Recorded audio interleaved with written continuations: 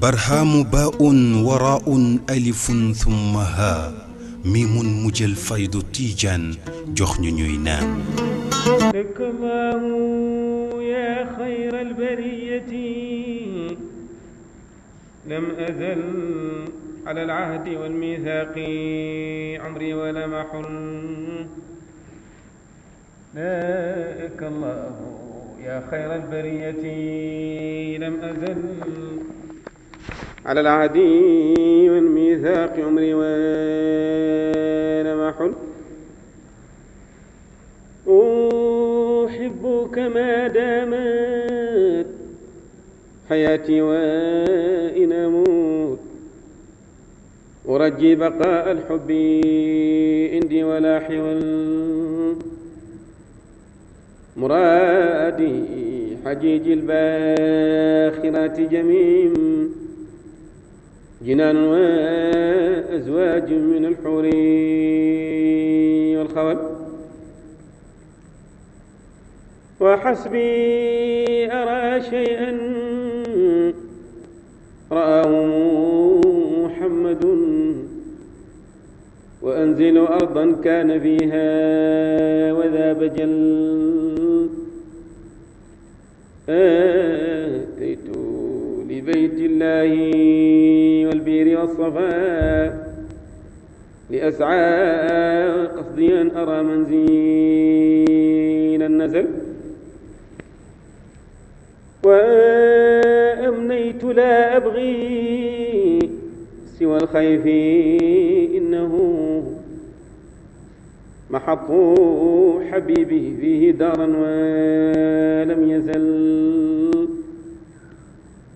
وقمت إلى الصخرات والحال هكذا كل وليلاه ولم أبتاع البدل وقمت إلى الصخرات والحال هكذا وكل ليلة ولم أقبل البدل وجئت قباء والبقي leen ndokkal leen ci seen liggéey bi ci liggéeyu journée bi nga xam ne yëpp def ngeen ko ci xalaat ñun comme Ansaaru Diin comme ay xale ak i mag ay jigéen ak i góor ndax jot na ci ñun ñu jéem a beneen yoon boo xam ne dañuy bokk ci ñi nga xam ne dañuy développé Sénégal économiquement ndax ñu départ ci réew na nga jëm kanam boo ca génnee jigéen ñi doo ko gis man dinaa li koy wax ci jigéen ñi nangu waaye itam li ñu yaakaar itam ci jeunes yi màgg si itam nangu naa ko te nangu bi su fekkee chambre de commerce bii ñu nekk daal di Seck ba Seck bu ngeen seetee seen papier bi ngeen fekk ne Cheikh Baye moom membre la woon ci chambre de commerce bu ngeen seetee seen i kayit na ngeen bokk ne Cheikh Baye ñu bokk ci nit ñi nga xam ne syndicaliste la woon syndicaliste bu mag la woon daawuñu tardé réunion chambre de commerce. lii nga def lii trop ci ñun jàppoon nañ ni sax waroon naa war a yëkkati ci lii gannaaw bi ñu amee sa ndigal am sa ñaan rek loolu ñun doy la woon nañ sëkk ne fu ñu jëm mën nañ fa demee loolu ñu ngi ci doole yi nag ñu ngi jërëjëf lii danañu may courage dana tax ne ñun duñ tayal duñ nelaw duñ ragal loolu moom ñu nga koy amee ne mbir mii feeg ñu ngi leen ciy gis duñ ci ragal duñ ci tayal duñ ci nelaw te incha allah bëgg nañ cee liggéey ba ba ñuy yàlla di yóbbu feneen bu ñu yóbbu feneen sax su amee liggéey bu des ci lii tam bëgg ko foofu nañ boole ci ñu koy def yaakaar nañ ko ndax kii ñu koy defal suñ sëriñ moo tax ñu koy def jox nañ ko seen bopp adduna ak alaxira te yaakaar nañ ne loolu yàlla ñoo ko gërëm. sëriñ bi duma dellu ci li si sañam wax gërëm la xam naa ne nee nga ci sa liggéey nga nekk yaa ñu ko sant waaye léeg-léeg nit sant la liggéey ba pare toog di la xaar nga indil ko résultat waaye yow yaa ñu jàngaloon ne Baye dafa wax ne jàngalekat bu sérieux dafay mel ni jàngalekati fii maître nageur jàngale bu nekk nangu na toog à distance naan demal fii ba mu des fii fii moom ki ngay jàngal fii yaa koy jiitu ci géej gi topp ko bu buggee lab nga téye ko ba mu wóor la ne maîtriser na nga soog ko bàyyi mu demal ko waaye bu yow biñ maîtrise bi nga jàppee ne maîtriser nañ ba nga denc bi liggéey bi terewul yaa ngi naan ñu léeg-léeg nga xool ñu ba xam fu ñu toll kon loolu jar na souligner parce que loolu dafa di énergie bu mag a mag boo xam ne daf ñu koy jox pour ñu mën a dem ci kanam parce que comme ni ko Cissé waxee nit rek la léeg-léeg mu am ay bés nga xaw a tayal léeg-léeg am ay bés nga xaw a découragé wala nga foog ne sax léegi wala lii mais lii daf lay fàttaloo loolu yëpp dem loolu ci kanam sëriñ bi comme ni ma ko waxee du ma ko guddal dama lay seedeel rek ne la depuis bi ñu ñëwee ci bopp Ansaarud Din ba léegi bi ngeen ñu fi tegee ak léegi man bi ma ñëwee dama ne woon jigéen ñi dama leen ko wax carrément ne leen yéen laa gën a yaakaar su ngeen takkaayoo jug nekk ci kanam yi yëngatu rek affaire bi dana dem ci kanam te tamit jigéen ñëpp gi yëngatu ci ron ay tur yu bëri waaye nag yëngatu ci turu lislaam yëngatu ci ron Baye dafa jot nag fi mu ne nii tamit pour suñ jigéen ñi ñoom wane ci seen bopp comme ni jigéen ñi di wane seen bopp ci yeneen yi nga xam ne ñu ca lañ nekk ñu waxoon tamit ne liñ bëgg mooy daayira yi soppaliku daayira développement mooy lan mooy daayira yi nga xam ne dañuy dugg ci wàllu liggéey bi ci wàllu yëngatu yi lépp lu àddina laaj pour créer ay emploi pour wane seen bopp ci développement wu réew mi loolu jigéen ñi ñoo ci defagum lii góor ñi ak seen fii loolu yi tamit jar naa seede loolu daal mooy li nga xam ne bëggoon naa ko wax di wax jigéen ñi tamit ne wax naa Cissé léegi ne leen seen plan d'action yooyu ngeen def yokkal leen ma ci benn conférence bu mag a mag boo xam ne annuel lay doon ñu teel koo préparé ay weer médiatiser ko ba àddina bi yëpp ko mu nekk conférence bu mucc ayib boo xam ne waaw dina leen jural li ngeen bëgg yëpp mais ci wàllu médiatiser tamit dana leen jox tur boo xam ne àddina bi yëpp danañ leen xam wasalaamaaleykum wa rahmatulahi taala. Adja Lalla Fall présidente nationale Jamiyatu Ansaarud Din jiite jigéen ñi ci Sénégal yi ci Ansaarud Din. ñu ngi seen solo ci ndaje mi tey. waaw tey de dañu war a dajale présidente département ndax xam nga ne Jamiyatu Ansaarud Din dañ ko xaaj par ay pàcc na ko Cheikh Ibrahima Niass waxe woon ne dëkk lu sori lu mu jege nañ fa def benn Ansaarud Din képp ku bokk ci daayira Baye nekk taalibe Baye nga jokk ci Ansaarud Din. tey nag dëkkaan yooyu département yooyu moom lañ ñëw ñëpp boole fii tey pour mun leen a présenter benn plan d'action boo xam ne moom la ñuy doxal ci année bi plan d'action boo xam ne ñun ñëpp ñoo koy bokk di ko saytu di ko yëngu ndax nekkul ne Baye dafa ñuy wax ñu booloo rek pour ñu nekk daayira dëgg la aspect religieux bi mu ngi ci ñu ngi jàngale ubbi nañ ay daara yoo xam ne mu ngi jàngal mag ñu ngi xalaat xale yi nga xam ne jàng nañ ba tari te amuñu fuñ dem ñu leen di xelal ubbi leen benn centre social bu ñu mën a jàng métier lu mel ni ñaw lu mel ni defar bopp lu mel ni toog xalaat nañu itam ñu ngi ci action sociale bi mais nag ñu ne dañoo fekk suñu sëriñ Maulana Cheikh boo demee tey ba yaa ngi koy fekk tracteur am kon moom liggéeykat la te daan dimbale nit ñi pour dimbale nit ñi foog nga am koom kon ñun lan moo ñu teree ñun tam ñu tënku nag ci loolu daal di def nag ñun tam li ñuy wax entrepreneuriat féminin loolu moo ñu fi dajale tey ñu ñëw fii ci chambre de commerce Kaolack waa chambre de commerce ubbil ñu suñu seen i góor dañu waroon a fay ñaar ñu ne fay leen benn lu ñu waroon a fay benn ñu ne may nañ leen ngir ñëw leen rek dinañ leen jàngal lépp lu jublu ci entrepreneuriat féminin dinañ leen ko jàngal lépp lu leen di dimbale ba ngeen am seen koom bopp dañ leen ko jàngal yëpp nag tegu ci diine ak ci charia ak ci farata yàlla ak sunna si Muhammad sallallahu alayhi wa sallam ci loolu daal moo ñu fi dajale tey ñu sant yàlla bu baax rek presque Sénégal bi yëpp le Sénégal bi représenté parce que ñëpp a ngi fii Rufisque ngi fii département Kaolack Sénégal yëpp ñu ngi fi daal. alhamdulilah alors dajale ngeen 45 département yi au retour ñu ngi formé ni ñoom du ñu defaat ci ñoom. léegi ñoom dañuy bu ñu delloo ci seen ANSAR seen département yi dañuy dajale seen njëkk yëngu-yëngu mooy ñu massifier waxuñu propagande parce que taalibe Baye kenn du ko propagande. dañoo wax ne fu taalibe Baye nekk yow miy présidente bi sa cër mooy nga dem ci ñoom. fàttali leen la Baye waxoon ci Ansaarud Din ñu ñëw adhéré ci Ansaarud Din buñ adhéré ci Ansaarud Din liñ la jàngal fii nga jàngal leen ko ñu dem ba nga xam ne bu waa Tëngéej ñëwee indi seen produit waa Sédhiou indi seen produit waa Kaolack génn ak seen produit ku ci nekk indi sa produit mu aboutir nag ci loo xam ne lu rëy lay doon loo xam ne kenn dootul soxla kenn dinañ mën a li ñu jàngal léegi autofinancement luy soxla rek lamb suñu poste financé ko suñu bopp loolu moo gën a waral affaire ndaje mi tey alhamdulilah. waa yaay booy ma bëggoon tamit la interpeller parce que bu ñu nee Ansaarud-Din njabootu Baye Niass alors ngeen am maanaam gëdd bu am solo ci dëkk bi ak àdduna bi yëpp. tey Sénégal ñi ngi nemmeeku ni jikko yi ñu ngi gën a yàqu donc au fur et à mesure yéen ci kaw loolu ngeen nekk ay soxna ngeen nekk ay yaay ban kàddu ngeen yi am ngeen mën a dénk ndaw yi surtout ñi nga xamante ne ñoom ñoo jokk ci njaboot yi wala boog ci kër gi ba tax ne xëy na ñu war a mën a roy ci Maolana Cheikh Ibrahima Niass. alhamdulilah ci sa question boobu neex na ma torop parce que dafa bokk ci suñu action dafa bokk ñun ñu jël xale yi dugal leen ci biir mag ñi pour jàngalaat leen la tubaab naan bépp la jikko yu rafet yi ñu fekk Maolana Cheikh daan def jikko yi mu yaree njabootam bu jigéen gi ba ñu amee ay daara sedd baax yiw ñu dugal ko ci suñu doomu jigéen ñi ndax nag affaire bi fi mu nekk nii toll na foo xam ne ñëpp ci war def seen loxo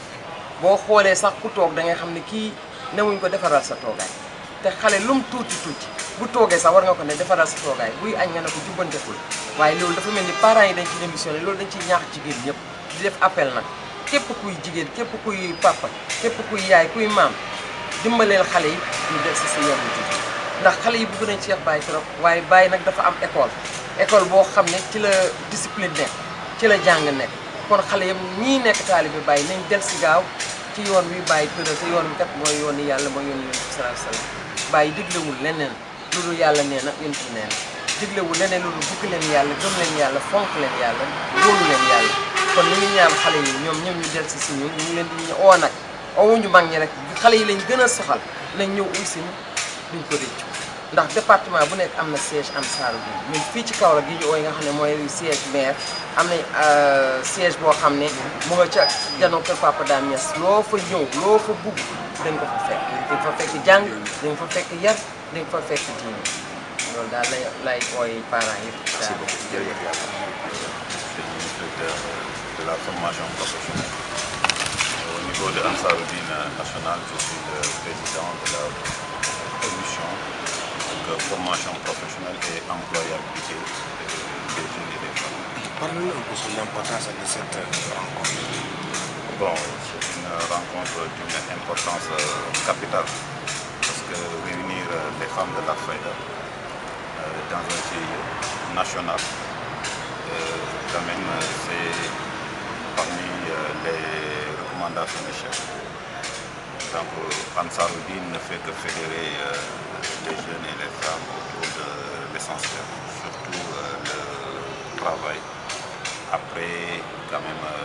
la soumission et la croyance en Dieu. Maintenant, après, c'est le travail et la formation surtout. Donc, cette rencontre est d'une capitale et d'une importance capitale parce que, en fait, elle réunit les 45 départements, les femmes de 45 départements autour d'un thème, formation en entrepreneuriat. Donc, c'est à ce titre que nous remercions et félicitons Madame la Présidente Adia Lalofal et son équipe au nom du président de Ansaarud-Din national, le Cheikh Mohamed Khoureyssi Niass et tout le bureau national. Bon, nous sommes là en tant que de cette formation et ce que nous avons vu quand même nous a vraiment rassuré qu'elles sont entre de très bonnes mains. La chambre de commerce de Kaolack les encadre et vraiment avec cette formation, une fois démultipliée au niveau national, va faire vraiment une tâche d'huile. Et en fait, que j'exhorte mes parents et amis talibés vraiment à se rapprocher de ces groupements Ansaarud-Din au niveau du département pour vraiment en fait, bénéficier de ce que les représentants ont reçu ici comme formation au niveau de l'entreprise. Alors, ce département est représenté. Au retour, quelles sont vos attentes? Bon, les attentes, c'est une démultiplication fidèle. Et on espère quand même avec les outils et quand même les manuels qui vont partir avec. Et nous pourrons démultiplier et faire le partage. Mais aussi avec l'aide et l'assistance aussi de ces formations. Bon, parce que j'ai vu des adresses échangées, des emails et tout ça. Donc cette formation va être relayée après au plus fin fond du Sénégal avec les autres membres de Ansar-Dine. Alors, monsieur l'inspecteur, au-delà de vos actions de développement, quel rôle le mouvement Ansar-Dine envisage de jouer pour faire face, n'est-ce pas, à la crise des valeurs qui est devenue de plus en plus persistante ici au Sénégal, mais compte tenu également de l'image de Maulana Cheikh Ibrahima Niasse, est-ce que vous ne penserez pas que les messages que vous aurez à véhiculer pourraient servir de leçon à la nouvelle génération? Quel appel lancez-vous justement? Voilà, bon, Ansar-Dine ne fait que s'inscrire dans les enseignements et les directives de Maulana Cheikh. Bon, lui, il disait à chaque fois, je suis en train de montrer à la jeune génération de bons exemples à suivre. Bon, donc nous aussi, nous ne faisons que de suivre cette ligne et cette directive. Mais on espère quand même, parce que enseigner et former, on peut faire ça avec une multitude de facettes. N'est-ce pas? Ce genre de rencontre participe à la résolution de ces genres de fléaux. Bon, c'est vrai qu'en ce moment, le monde, l'humanité traverse une crise sans précédent. Mais la solution est là pour nous. La solution, c'est le Coran. La solution, c'est l'islam. La solution, c'est la Tijaniya. La solution, c'est Maulana Cheikh Ibrahim, par exemple. Et des gens comme Maulana Cheikh Ibrahim. Donc, les jeunes, l'appel que nous lançons à ces jeunes, à ces femmes, qui pensent qu'ils sont sans repère, nous leur disons que les repères sont là. Les repères, ce n'est pas cet Occident, des fois qui montre des visages officiels, trompeurs. Les repères pour nous, bon, lui il a dit à la fin de son truc, فَتُغْنِيكَ عَنْ دَسْتُورِ الْكُوزِ وَخَالِدٍ وَتُغْنِيكَ عَنْ دُونٍ يَرُونَ مُحَالًا فَمَا نَبْلِيُونٌ أَوْ لَدِينٌ وَمَرْكَسُونٌ عَنْكَ حَبَالًا كِتَابٌ مِنَ اللَّهِ جَلِيلُ جَلَالُهُ. Les Saints Corans, dans tous ses fondements, et le livre de repère dans ce monde-là. Ça, vraiment, que les autres le veuillent ou pas. Bon, toute la lumière qui va guider le monde jusqu'à la fin de ces temps, c'est le Saint-Coran et ses enseignements. Et maintenant, des hommes comme Maulana Cheikh Ibrahim n'ont fait que puiser dans ce Saint-Coran les fondamentaux qu'il faut dans cette humanité, les fondamentaux qu'il faut pour cette jeunesse, les fondamentaux qu'il faut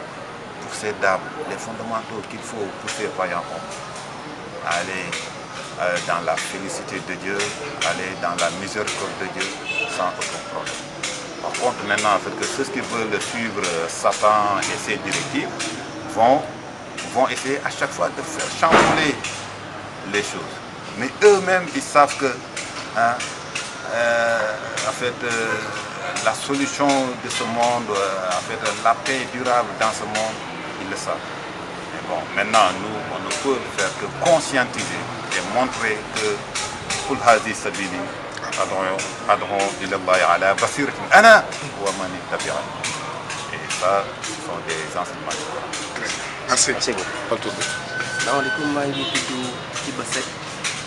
nekk coordonnateur de la maison de l'entreprise chambre de commerce bu Kaolack. Alors tey naka nga gisee taxawaayu les femmes de la Fayda bi nga xam ne rafet nañ bu baax taxawaayu chambre de commerce. waaw xam nga kuy liggéey moo nekk a jàppale ñun dañoo fekk Femme de la Fayda ñuy liggéey moo tax suñu liggéey dafay gën a yomb rawatina ñuy liggéey ak seen bureau bi te boobu mel ni félicité di leen remercier liggéey bu ñu liggéey ak ñoom nag tàmbali nañ ko bu yàgg ñu liggéey si ñoom pour suivre seen activité ñu liggéey si ñoom tamit pour gën a organiser seen réseau. alors ñoom tey lan leen activité ak yan activité lañ ci amal. alors tey activité bu ñu def nii dafa nekk benn atelier national de formation en entrepreneuriat féminin atelier national bi nag dafa am ñaari activité yi nga xamante ne fédération bi def ko si dugal mu nekk ay activité yu am solo bu si njëkk mooy dañu élaborer benn plan d'action te mu nekk lu am solo ndaxte kat dañuy wax ne képp nga xamante ne da nga jóg ne da ngay liggéey bu nga yegg fenn te amoo plan d'action waxuma doo yegg waaye doo gaaw yegg te ñoom tey loolu wane nañ ko génne nañ ko partagé nañ ko wax nañ tamit seeni membres au niveau des départements nan la ñuy def ba yegg ci objectif yooyu boobu benn ñaareel bi dafa am benn beneen activité bu am solo nga xamante ne lancé nañ ko mooy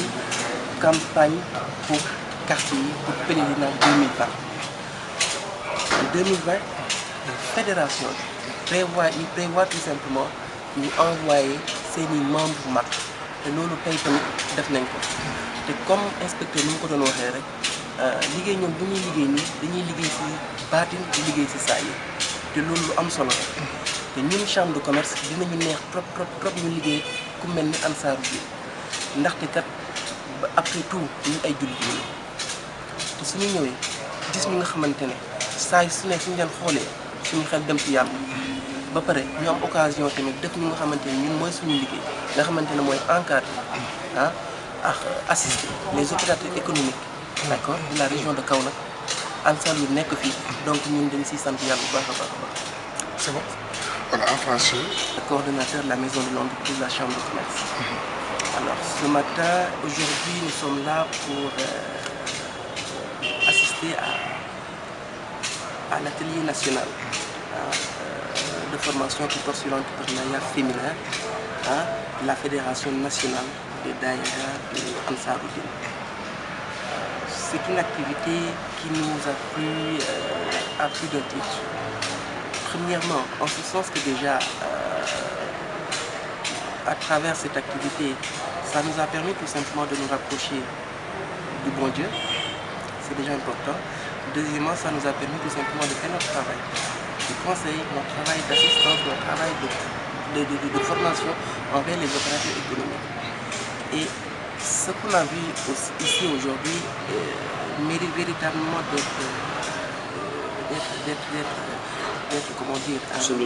d'être souligné et d'être répliqué au niveau des autres départements. En ce sens que c'est une organisation à l'origine confrérique religieuse, j'allais dire, mais qui en plus s'active énormément dans le domaine économique.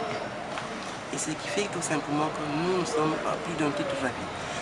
Et je profite aussi de cette occasion pour appeler les autres chambres sœurs, les autres chambres consulaires, à accompagner, oui, qui se trouvent au niveau du territoire national, les daïra de ce Ansaaru Diin pour qu'ils puissent véritablement atteindre, participer au développement économique et social de notre pays. Alors, quelles sont les différentes activités qu'ils sont Alors, aujourd'hui, comme activité, nous avons eu globalement 3 activités. La première était de partager et de communiquer sur le plan d'action de la Fédération nationale. Alors, ce plan d'action a été partagé avec l'ensemble des participants. Deuxièmement, on a lancé officiellement la carte pèlerinage 2020, en ce sens que la fédération prévoit tout simplement en 2020 de convoyer ses membres au niveau de la Mecque, ce qui est extrêmement important. Et troisièmement, l'objectif de cet atelier, nous avons tenu une séance de formation, une session de formation en entrepreneuriat féminin. il y a des questions tout simplement de définir un peu tout ce qui est entrepreneuriat féminin, quels sont les freins, qu'est-ce qu'il faut faire, comment il faut le faire, et ainsi de suite. Et je rappelle aussi que c'est un commencement, c'est un début. C'est un début parce que nous allons, avec les autres chambres consulaires, continuer à appuyer ce genre d'initiative au niveau national. Merci.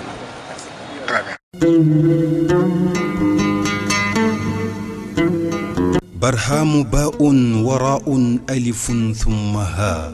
ميم مجل فيض تيجان جخن نينان